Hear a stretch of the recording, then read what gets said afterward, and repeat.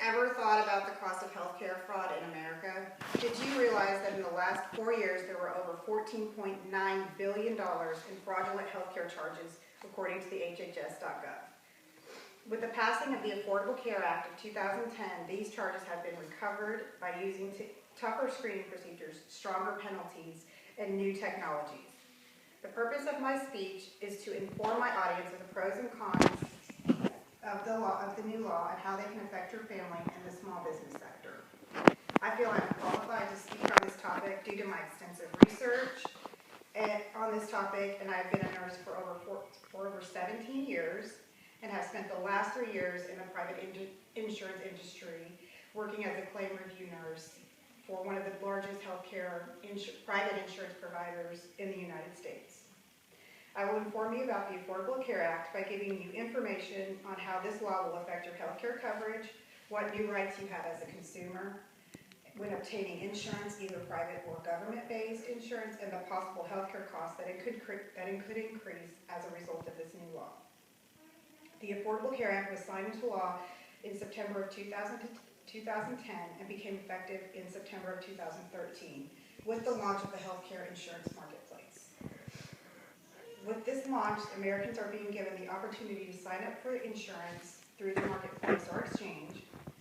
And this marketplace gave millions of uninsured Americans 6 months to sign up for an insurance plan based upon their family size and their income.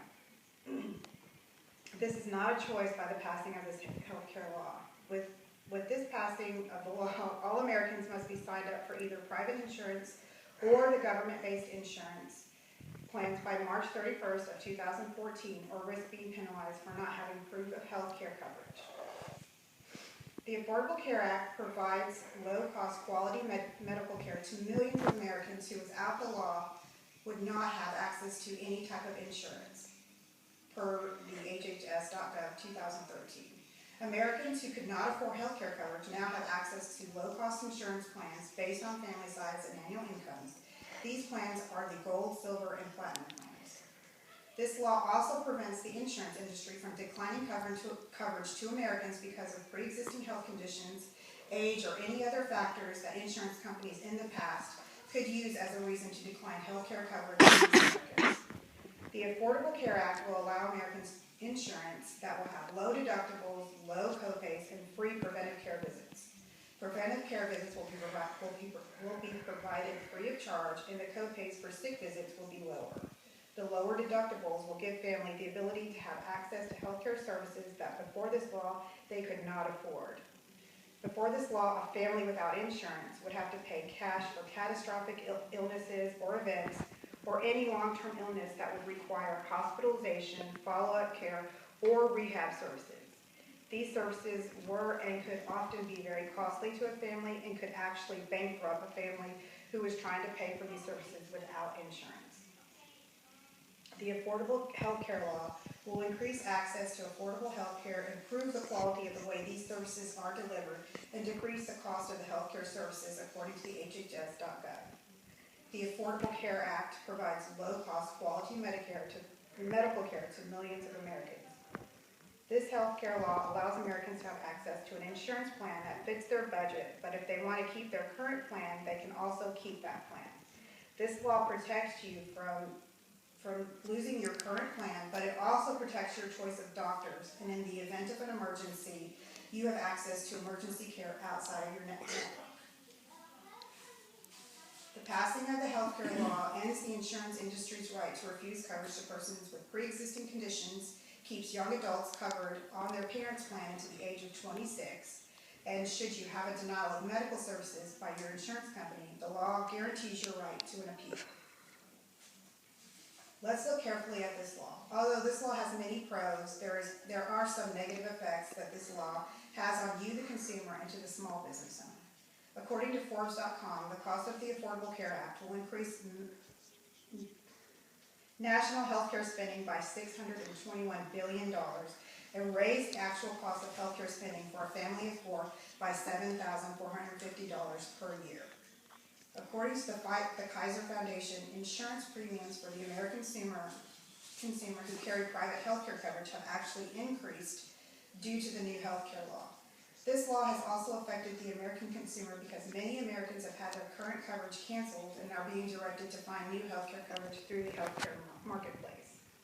The American consumer is also being affected by their employers having elected to drop their current insurance plans and have placed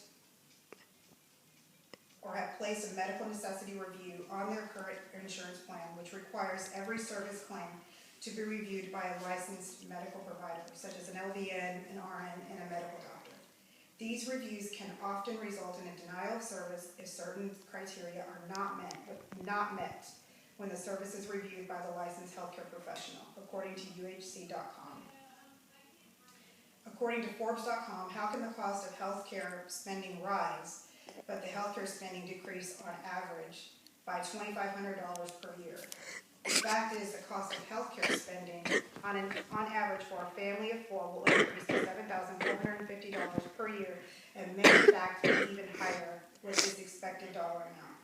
The implementation of this law and giving access to millions of uninsured Americans has to be paid for somehow, and this can be seen in higher taxes for the American consumer, according to Forbes.com. The American consumer continues to carry private insurance will also see a raise in deductible. Their insurance premiums will be higher. Co-pays for medical visits, specialty services, and drug co-pays, according to the Kaiser Foundation, will also be increased.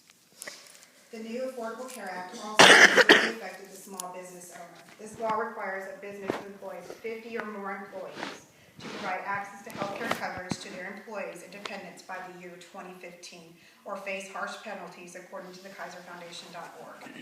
With the small business owner facing the choice of how they will provide access to the employees and dependents, this could very well be a very costly addition to a small business. The cost of an insurance premium could mean loss of jobs and cause a decrease in the expansion of the small business, which in turn could result in the loss of new job opportunities. The small business may not be able to afford to give access to their employees, or the rise in their insurance premiums, which could cause a domino effect on the small business and eventually the closing of this business and loss of jobs. Small business owners who will be required by 2015 to provide some type of health care coverage for their employees and dependents if they employ 50 or more employees.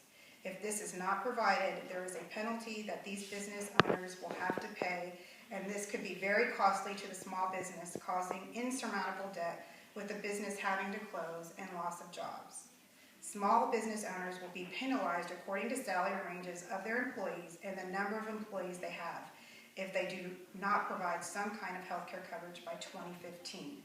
According to the KaiserFoundation.org, the penalty is $2,000 annually times the number of full-time employees minus 30, and the penalty is increased each year by the growth of the insurance premiums.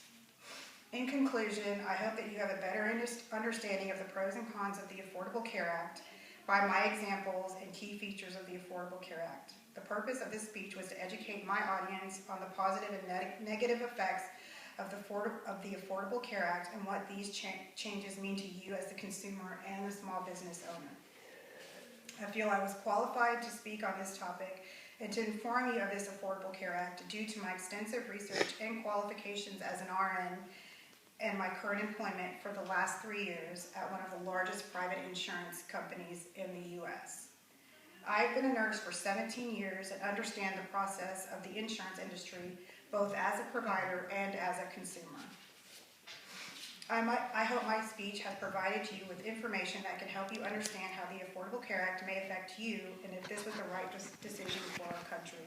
Just remember, these are key features. This is not an exact definition. I encourage all of you to go out to hhs.gov and really take a good look at the key features of the law and what this means to you as a whole, as a family, because as my speech said, these were very key features. They were not exact definitions of what this law really means to all of you. And I encourage you to please go out there and educate you about this law, because this is an 11,000-page law that is really all overwhelming, and you really, really need to educate yourself on this law, because there is a lot of things and a lot of changes that are happening right now along with the healthcare industry, with with how healthcare is being provided that could affect you in the coming years. Thank you very much for listening to my speech.